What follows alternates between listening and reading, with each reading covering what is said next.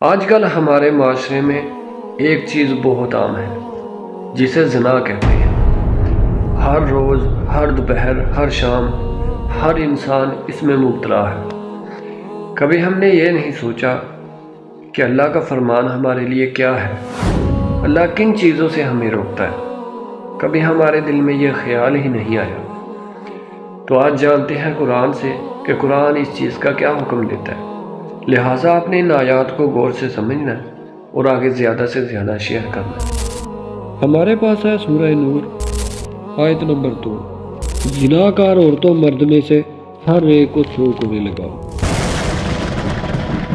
ان پر اللہ کی شریعت کی حد جاری کرتے ہوئے تمہیں ہرگز ترس نہ کھانا چاہیے اگر تمہیں اللہ پر اور قیامت کے دن پر ایمان ہو۔ ان کی سزا کے وقت مسلمانوں کی ایک جماعت موجود ہونی چاہیے۔